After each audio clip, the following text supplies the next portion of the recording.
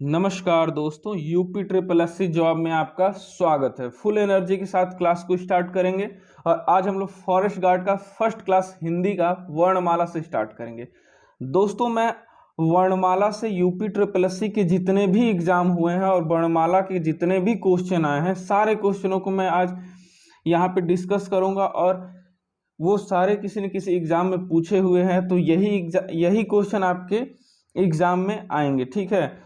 और वर्णमाला से हमने पिछले वीडियो में बताया था, जो हिंदी का हमने एनालिसिस किया था, तो वर्णमाला से कम 4 से 6 क्वेश्चन आ सकते हैं आपके एग्जाम में। 80 में से 4 से 5 क्वेश्चन यहाँ से आ जाएंगे।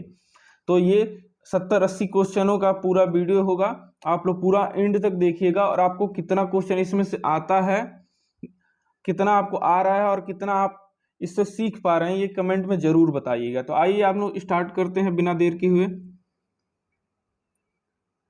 पहला क्वेश्चन है, आप लोग देख सकते हैं कि ये पूछा हुआ है लोअर पीसीएस 1/10/2019 सेकंड शिफ्ट में ये क्वेश्चन पूछा गया था। तो आप लोग समझ सकते हैं कि कितना इंपॉर्टेंट क्वेश्चन है ये। लोअर पीसीएस का ही लोअर पीसीएस में पूछा गया। पहला क्वेश्चन है, निम्नलिखित में से कौन सा अंतस्थ व्यंजन है। तो आप लोग जानते हैं कि अंतस्थ ध्वनि कौन सा होता है, य र ल व होता है। तो इसमें य र ल व यानी कि ल, यानी ऑप्शन नंबर ए राइट हो जाएगा, ठीक है। आइए नेक्स्ट क्वेश्चन। दोस्तों बिल्कुल आप लोग घबराइएगा नहीं, क्योंकि देखिए ये लोअर पीसीएस में जब इस लेवल का क्वेश्चन पूछ सकता है तो फिर आप लोग का तो लेवल इससे कम ही है ना। तो आप लोग बिल्कुल टेंशन मत लीजिए। मैं सारे हिंदी के एक एक लेसन का ना ऐसा मतलब सेट करूंगा कि आप लोग का 80 में से कम ना 65-70 तो मेरे ही वीडियो से फंस जाएगा, अगर आप लोग ध्यान से इसे देखते हैं तो।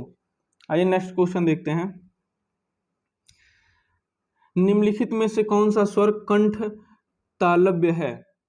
ये भी लोअर पीसीएस में ही पूछा गया है, आप सब देख सकते हैं। तो कंठ तालव्य कौन सा होता है, तो जो जो स्वर और प्लस ई के मेल से बनता है वो कंठ तालव्य होता है, क्योंकि कंठ से उच्चारण अ का होता है और तालव्य से ई का होता है। तो कंठ और तालव्य के मेल से क्या बनता है, तो ए बन जाता है, ठीक है। तो ऑप्शन नंबर डी राइट हो जाएगा। आइए नेक्स्ट क्वेश्चन देखते हैं। अनुस्वार किसका कार्य करता है। जो अनुस्वार होता है, अनुस्वार जो होता है ये पंचमाक्षर का कार्य करता है। अनुस्वार होता है ना जो बिंदी ऊपर लगता है, ये वाला, ये पंचमाक्षर ही तो होता है। तो इसका राइट आंसर हो जाएगा option number C. Next question देखते हैं। आप लोग आंसर पहले खुद से देने का कोशिश करिएगा और फिर उसके बाद सॉल्यूशन को देखिएगा, ठीक है। नेक्स्ट क्वेश्चन देखते हैं। जिन स्वरों के उच्चारण में हवा नाक से भी निकलती है, यानी कि मुंह से तो निकलता है, नाक से भी निकलता है, उसे क्या कहते हैं। तो जिन स्वरों के उच्चारण में हवा नाक से निकलता है उसे अनुनासिक कहते हैं, ठीक है। और जिस का उच्चारण करने में सिर्फ नाक से निकलता है, ये नाक और मुंह दोनों के लिए होगा, क्योंकि लिख रहा है इसमें उच्चारण में हवा नाक से भी निकलता है, यानी मुंह से तो निकलता है, ये नाक से भी निकलता है, इसलिए ये अनुनासिक हो जाएगा। और जो बस नाक से निकलता है उसे क्या बोलते हैं, उसे अनुस्वार बोलते हैं। जो अभी हम लोग ऊपर क्वेश्चन डिस्कस किए पंचमाक्षर वाला, वो अनुस्वार है, ये अनुनासिक हो जाएगा। आइए नेक्स्ट देखते हैं। सारे क्वेश्चन दोस्तों किसी न किसी एग्जाम में पूछे, ये सब लोअर पीसीएस 2019 में पूछे गए क्वेश्चन हैं, तो बहुत इंपॉर्टेंट है ये आपके एग्जाम के दृष्टिकोण से। नेक्स्ट क्वेश्चन, निम्नलिखित में से कौन सा व्यंजन संयुक्त व्यंजन नहीं है, संयुक्त स्वर नहीं है, सॉरी। तो आप देख सकते हैं संयुक्त स्वर इसमें पूछ रहे हैं। जो दो स्वरों के मेल से होता है उसे संयुक्त स्वर कहते हैं। तो आपका ये भी संयुक्त स्वर है, ये भी संयुक्त स्वर है, ये भी संयुक्त स्वर है, आपका ये संयुक्त स्वर नहीं है, ये आपका दीर्घ स्वर है, ठीक है। आइए नेक्स्ट क्वेश्चन, ये भी देखिए आपका देखिए लोअर पीसीएस में पूछा गया क्वेश्चन है, आप सब देख सकते हैं। सारे क्वेश्चन किसी न किसी एग्जाम में पूछे हुए हैं। और दोस्तों मैं लास्ट में फॉरेस्ट गार्ड का भी क्वेश्चन इंक्लूड किया हूं, तो आप वीडियो को एंड तक जरूर देखिएगा।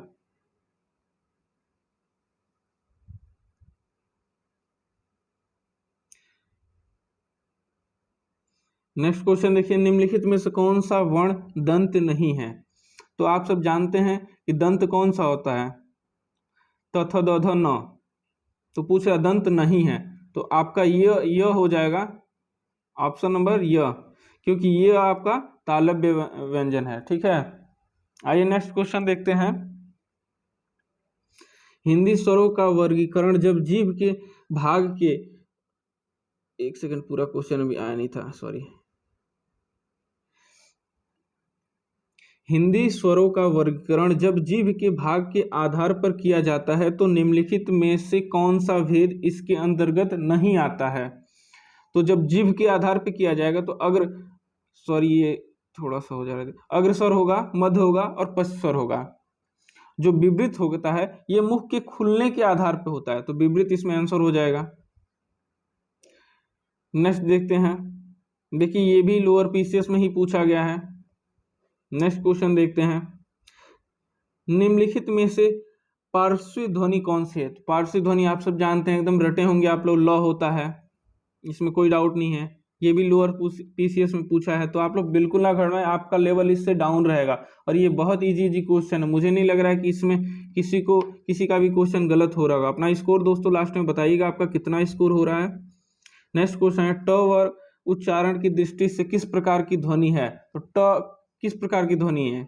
आप लोग आंसर करिए कमेंट बॉक्स में। ये मूर्धन्य व्यंजन है। नेक्स्ट देखते हैं, निम्नलिखित में से कौन सा दीर्घ स्वर है? तो दीर्घ स्वर पूछ रहा है, तो आप सब इसमें देख रहे होंगे कि ये आपका संयुक्त स्वर है, ये भी संयुक्त स्वर है, ये आपका ह्रस्व स्वर है, दीर्घ स्वर आपका अ हो जाएगा। ठीक है, आइए नेक्स्ट क्वेश्चन देखते हैं। दोस्तों आप लोगों को वीडियो अगर अच्छा लग रहा है तो प्लीज लाइक करें, और बहुत इंपॉर्टेंट वीडियो है दोस्तों, इसमें यूपी SSSC के सारे विभिन्न एग्जामों का कलेक्शन है, और यहीं से आपका एग्जाम में क्वेश्चन आएगा 100% दोस्तों, इससे बाहर नहीं जाएगा। वर्णमाला का 5 क्वेश्चन इससे आपको मिल जाएगा। नेक्स्ट क्वेश्चन देखते हैं, च छ ज झ का उच्चारण होता है, तो च छ ज झ का उच्चारण होता है, किससे होता है? आप लोग कमेंट बॉक्स में कमेंट करिए। तालव्य से होता है। नेक्स्ट क्वेश्चन देखते हैं, प्रत्येक वर्ग का दूसरा और चौथा वर्ग क्या कहलाता है? तो प्रत्येक वर्ग का दूसरा और चौथा महाप्राण कहलाता है, और पहला, तीसरा और पांचवा अल्प प्राण कहलाता है। ठीक है, तो इसे आप लोग ध्यान में रखेंगे। नेक्स्ट क्वेश्चन देखते हैं, उच्चारण की दृष्टि से संबल ध्वनि का कौन सा वर्गीकरण है? तो संबल आप सब देख सकते हैं कि संबल में आधा म और पूरा ब है। ठीक है, अगर दो शब्द लगातार होते हैं, जैसे कि दो, एक आधा शब्द और वही पूरा शब्द होता है, तो ये द्वित्व हो जाते हैं, हो जाते हैं। बट यहाँ पे दोनों अलग अलग है, तो यहाँ पे संपृक्त ध्वनि हो जाएगा। ठीक है, तो यहाँ पे ऑप्शन नंबर ए राइट हो जाएगा। नेक्स्ट क्वेश्चन देखते हैं, हिंदी भाषा में ह्रस्व स्वरों की संख्या कितनी होती है? तो हिंदी भाषा में ह्रस्व स्वरों की संख्या आप बताइए कमेंट बॉक्स में, कितना होता है इसका? 4 होता है। ठीक है, नेक्स्ट क्वेश्चन देखते हैं, ये सारे दोस्तों किसी न किसी एग्जाम में पूछे हुए क्वेश्चन हैं, और आपके एग्जाम में यहाँ से जरूर हेल्प मिलेगा। तो प्लीज दोस्तों वीडियो को लाइक करें, शेयर करें और अपने दोस्तों के साथ सब्सक्राइब करें। नेक्स्ट क्वेश्चन है, लिपि चिन्हों को क्रमबद्ध समूह को क्या कहते हैं? तो आप सब इस क्वेश्चन का इजीली आंसर दे सकते हैं, वर्णमाला कहते हैं क्रमबद्ध समूह को। और ये क्वेश्चन पूछा है कनिष्क सहायक भर्ती 2019 का है, तो आप सब देख रहे हैं कि कितना इजी क्वेश्चन आ रहा है, और मुझे नहीं लग रहा कि अभी तक आपका एक भी क्वेश्चन गलत हुआ होगा, सारा क्वेश्चन आपका अभी तक सही हुआ होगा। नेक्स्ट क्वेश्चन है, ऐसी कौन सी 2 मात्राएं हैं जिनका प्रयोग तो किया जाता है किंतु उसको समावेश स्वर में नहीं किया जाता है? तो आपके हिंदी वर्णमाला में टोटल 11 वर्ण होते हैं, स्वर होते हैं। ठीक है, और 2 अयोग्यवाह होते हैं, अंग और अह। तो इनको मात्रा में प्रयोग तो किया जाता है, लेकिन इनको कभी जैसे स्वरों में नहीं गिना जाता, इन्हें अलग से अयोग्यवाह गिना जाता है। ठीक है, नेक्स्ट क्वेश्चन देखते हैं, ये भी कनिष्क सहायक में पूछा था 2019 में। नेक्स्ट क्वेश्चन देखते हैं, ये देखिए मंडी परिषद भर्ती का है, जो भी एग्जाम दिया होगा ये क्वेश्चन उसे पता होगा किस व्यंजन का उच्चारण स्थान तालव्य है। तो तालव्य से कौन सा उच्चारण होता है, आप सब जानते हैं छ छ ज झ इ होता है। तो इसमें छ छ ज इ कौन सा है, ऑप्शन नंबर बी है। जो ग आपका है ये कंठ से है, ठीक है।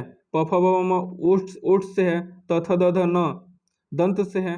तो ऐसे ही इस प्रकार आप लोग सारे क्वेश्चन का आंसर दे सकते हैं। आइए नेक्स्ट देखते हैं। ये मंडी परिषद में पूछा था दोस्तों, जो कि मंडी परिषद अपने आप में बहुत टफ एग्जाम हुआ था। नेक्स्ट क्वेश्चन देखते हैं। जिन ध्वनियों की गणना न स्वर में की जाती है और न ही व्यंजन में की जाती है। तो अभी मैं बताया कि अयोग्यवाच जो ध्वनियां होती हैं इनको स्वर में और व्यंजन दोनों में नहीं गिनाया जाता, इनको अलग से अंग और अ के रूप में गिना जाता है, ठीक है। तो आप लोग इन सब बातों का ध्यान रखेंगे। नेक्स्ट क्वेश्चन देखते हैं। ये भी मंडी परिषद में पूछा था। स्वर तंत्रिका के आधार पर व्यंजनों का वर्गीकरण को व्यंजनों को कितने वर्गों में बांटा गया है। तो स्वर तंत्रिका के आधार पर व्यंजनों को 2 भागों में बांटा गया है, ठीक है, स्वर और व्यंजन। नेक्स्ट क्वेश्चन देखते हैं। नेक्स्ट क्वेश्चन, जीवा की नोक जब ऊपर के दांतों की पत्ती के सामने वाले दांत के ऊपर हिस्से के संपर्क में आकर वायु के प्रवाह को अवरुद्ध करती है, ऐसे उच्चारण स्थान को क्या कहते हैं। तो ऐसे उच्चारण स्थान को वर्तस्य कहते हैं, ठीक है। आइए नेक्स्ट क्वेश्चन देखते हैं। ये भी मंडी परिषद में पूछा गया था। ये सब बहुत महत्वपूर्ण क्वेश्चन है दोस्तों। और वर्तस्य ध्वनि आपका कौन सा है, तो न स र ल। ये क्वेश्चन ये आप लोग याद कर लीजिएगा, क्योंकि इसमें बहुत लोग कंफ्यूज हो जाते हैं, ठीक है। यहाँ से क्वेश्चन आ जाता है तो गलत हो जाता है, तो ये आप लोग देख लेंगे। नेक्स्ट क्वेश्चन देखते हैं। निम्नलिखित में से कौन सा देवनागरी लिपि की वर्ण ध्वनि नहीं है। तो देवनागरी लिपि की आपका कंठ तो है ही, कंठ आपका है, मूर्धन्य है, दंतोष्ठ है, और जो ग्रीक ध्वनि है ये ग्रीक लिपि की है। तो ऑप्शन नंबर ए राइट हो जाएगा। नेक्स्ट क्वेश्चन देखते हैं। भाषा की सार्थक लघुत्तम इकाई पूछ रहा है। तो भाषा की सार्थक लघुत्तम इकाई जो है आपका शब्द हो जाएगा, ठीक है। सार्थक पूछ रहा है, क्योंकि वर्णों से अर्थ नहीं निकलता है दोस्तों, शब्दों से अर्थ मिलता है। जैसे कि मैं बोलूं, कोई भी शब्द मैं बोलूं, अगर मैं अ बोल रहा हूं तो उसका कोई अर्थ नहीं निकलेगा आपको, बस आप अ समझ पाएंगे। और मैं बोलूंगा कि कोई भी शब्द बोलूंगा जैसे राम, श्याम, मोहन, तो आप समझ रहे हैं कि हाँ राम कोई शब्द है, ठीक है। तो भाषा की सार्थक लघुत्तम इकाई शब्द हो जाएगा। नेक्स्ट क्वेश्चन देखते हैं। किन स्वरों के उच्चारण में दीर्घ स्वर से भी अधिक समय लगता है। तो दीर्घ स्वर प्लुत स्वर में लगता है। दीर्घ हर्ष स्वर 3 प्रकार के होते हैं, हर्ष स्वर, दीर्घ स्वर, प्लुत स्वर। तो प्लुत स्वर में हर्ष स्वर से ज्यादा समय लगता है, दीर्घ में हर्ष स्वर से ज्यादा समय लगता है। तो ऑप्शन नंबर डी राइट हो जाएगा। ये भी मंडी परिषद में पूछा गया है, तो बहुत ही इंपॉर्टेंट है दोस्तों। ये सब क्वेश्चन आप लोग पूरा ध्यान से देखते हुए चलिएगा और सभी का आंसर देते हुए चलिएगा, और लास्ट में आप बताएंगे कि आपका स्कोर कितना हो रहा है, ठीक है। आइए नेक्स्ट क्वेश्चन देखते हैं। ये भी मंडी परिषद में पूछा गया है। मंडी परिषद एक बहुत ही अच्छे लेवल का एग्जाम हुआ था, तो आप सब समझ सकते हैं कि किस लेवल के एग्जाम के क्वेश्चनों को हम लोग डिस्कस कर रहे हैं। प्रत्येक शब्द की वर्तनी के सभी वर्णों को उसी क्रम में अलग अलग दिखाना क्या कहलाता है। तो इसका राइट आंसर हो जाएगा वर्ण विच्छेद, ऑप्शन नंबर बी। जो जब जैसे कि इसको मैं थोड़ा एक्सप्लेन आप लोग कर दूं। प्रत्येक शब्द की वर्तनी के सभी वर्णों को उसी क्रम में अलग अलग लिखना है। जैसे कि कोई शब्द है लिखा हुआ है और उसको क्रम में लिखना, तो वर्ण विच्छेद हो जाता है। जैसे कि राम लिखा हुआ है, ठीक है, ये राम लिखा हुआ है, तो इसको क्रम से अगर लिखेंगे हम वर्ण के हिसाब से, तो र हो जाएगा, प्लस आ हो जाएगा, प्लस म हलंत वाला हो जाएगा, ये र हलंत वाला रहेगा, और प्लस अ हो जाएगा। इसे वर्ण विच्छेद कहते हैं, ठीक है। तो आप लोग इसको ध्यान दीजिएगा। और दोस्तों आपको ये मेरा वीडियो कैसा लग रहा है इसे कमेंट बॉक्स में बताइएगा। क्या आप लोग को ऐसा पढ़ना अच्छा लग रहा है क्वेश्चन के माध्यम से? नहीं तो आप लोग, अगर आप लोग को डिटेल में पढ़ना अच्छा लगेगा तो मैं व्हाइट बोर्ड पे वैसे भी पढ़ा सकता हूँ। तो आप लोग कमेंट बॉक्स में ज़रूर कमेंट कीजिएगा कि आप लोगों को किस तरह से पढ़ना अच्छा लग रहा है, या ऐसे मैं कभी ट्राई कर रहा हूँ कि आप लोगों को कैसे अच्छा, जैसे आप लोगों को अच्छा लगेगा वैसे मैं पढ़ाने के लिए रेडी हूँ, मुझे कोई दिक्कत नहीं है। मैं डिटेल में भी बहुत अच्छे से हिंदी आप लोग को एक्सप्लेन कर सकता हूँ। और दोस्तों एक बार मेरे से जीएस आप लोग पढ़ के देखिएगा, हिंदी जितना मैं बढ़िया पढ़ा रहा हूँ उससे कई गुना ज़्यादा मैं जीके आप लोग को बढ़िया पढ़ा सकता हूँ। तो जीके का क्लास मैं जब लाऊंगा आप लोगों को बहुत मज़ा आने वाला है। जीके आप लोग को मैं एकदम याद करा दूंगा। मेरा उद्देश्य होता है कि मैं जब पढ़ाऊँ तो फिर एकदम आप लोग को कंसेप्ट क्लियर होना चाहिए। एक बार नहीं 100 बार मैं बताने के लिए रेडी हूँ, बस आप पूछने के लिए रेडी रहिए। नेक्स्ट क्वेश्चन देखते हैं, वर्णमाला में स्पर्श व्यंजनों की संख्या कितनी होती है? तो वर्णमाला में स्पर्श व्यंजनों की संख्या 25 होती है। जैसे व्यंजनों को 3-4 भागों में बांटा गया। स्पर्श व्यंजन ये क से लेके म तक होता है। उसके बाद अंतस्थ व्यंजन होता है, ये 4 होता है, यर लव होता है। और उसके बाद उसमें या संघर्षी व्यंजन होता है, ये 4 होता है, ये स स स स ह होता है। और एक होता है संयुक्त व्यंजन, उसमें छत्रज्ञ होता है। ठीक है, तो थोड़ा सा दोस्तों इस पे स्क्रीन पे लिखने में थोड़ी दिक्कत हो रही है, इसलिए आप मेरे बातों को सुने और समझने का कोशिश करें। वो भी जल्दी जब मैं व्हाइट बोर्ड पे आ जाऊंगा तो वो भी समस्या नहीं होंगी। ठीक है, आइए नेक्स्ट क्वेश्चन देखते हैं। ये सारे दोस्तों किसी न किसी एग्जाम में पूछे हुए हैं, आप सब देख रहे हैं। स्वर ए का उच्चारण स्थान कौन सा है? तो ये संयुक्त स्वर हैं और आप जानते हैं कि अ प्लस ई के उच्चारण से बनता है। ठीक है, तो ये कंठ, अ का उच्चारण क्या होता है? कंठ होता है। और ई का क्या होता है? तालव्य होता है। तो इसका क्या आंसर हो जाएगा? राइट आंसर कंठ तालव्य हो जाएगा। दोस्तों हिंदी में आप लोग को ऐसे मुँह ज़बानी याद करा दूंगा कि आप लोग को लगेगा कि हाँ हिंदी तो मतलब एकदम कहीं से आए। हिंदी में आप लोग को डरने की जरूरत नहीं। हिंदी और जीके आप लोग का एकदम परफेक्ट मैं करा दूंगा। रहा रीजनिंग का, तो रीजनिंग का आप लोग अगर कहेंगे डिटेल में क्लास लेना तो मैं उससे वैसे भी करा सकता हूँ, और नहीं तो फिर प्रैक्टिस सेट रीजनिंग में करा दूंगा, इनफ रहेगा। नेक्स्ट क्वेश्चन देखते हैं, हिंदी शब्दकोश में क के बाद कौन सा व्यंजन दिखाई देता है? तो हिंदी शब्दकोश जो है दोस्तों ना, उसमें क के बाद छ का स्थान आता है। ठीक है, क के बाद छ, उसके बाद ख आता है। ठीक है, तो इसको आप लोग देखेंगे ये बहुत सारे एग्जामों में पूछा है और लड़के गलत कर देते हैं, क के बाद ख मार देते हैं। ठीक है, तो ऐसा ना करेंगे आप लोग, इसका डी राइट आंसर लगाएंगे। नेक्स्ट क्वेश्चन देखते हैं, निम्नलिखित में से दंत वर्ण कौन सा है? तो दंत आप लोग हो जाएगा तथ दध न। तो आप लोग का इसमें नहीं है तथ दध न, तो आप देखेंगे कि इसमें ऑप्शन में जैसे क्या दिया है, स दिया है। तो ऑप्शन आप लोग देखेंगे तो इसमें स दिया है, प दिया है, ट दिया है, ह दिया है। और आप सब अगर वर्णमाला पढ़े होंगे तो आप लोग तथ दध न को दंत वर्ण मानते हैं। जो ये इसमें है, अब आप वो तो आपको दिया नहीं है, तो यहाँ पे आप देखेंगे कि ये स जो है ये दंत स है। आप सब जानते हैं दंत स है और इसे दंत के माध्यम से उच्चारण किया जाता है। आप लोग बोल के देखिए स। ठीक है, तो ये स्टेनोग्राफर भर्ती 2019 में पूछा गया था। तो दोस्तों आप लोगों को वीडियो मेरा कैसा लग रहा है प्लीज़ कमेंट करके बताएंगे। वीडियो काफ़ी लंबा हो रहा है इसलिए मैं इतने पे ब्रेक कर दे रहा हूँ। और भी बहुत सारे क्वेश्चन थे इसमें, फॉरेस्ट गार्ड के भी क्वेश्चन मैंने इसमें लिया था, बट वो नेक्स्ट वीडियो में दोस्तों करूँगा क्योंकि वीडियो काफ़ी लंबा हो जाएगा तो आप लोग को बोरिंग लगेगा। देखिए फॉरेस्ट गार्ड वन रक्षक परीक्षा 2018 सेकंड शिफ्ट का ये क्वेश्चन है। फिर वन रक्षक परीक्षा ये भी सेकंड शिफ्ट का है। तो सारे क्वेश्चन, अभी बहुत सारे क्वेश्चन हैं दोस्तों जो वन रक्षक के भी हैं और भी अनेक एग्जामों के हैं। आप सब देख सकते हैं कि ये सब वन रक्षक के क्वेश्चन थे अभी बहुत सारे। तो मैं अगले वीडियो में इन सबों को कवर करा दूंगा आप लोग को, आप लोग इससे टेंशन ना लें।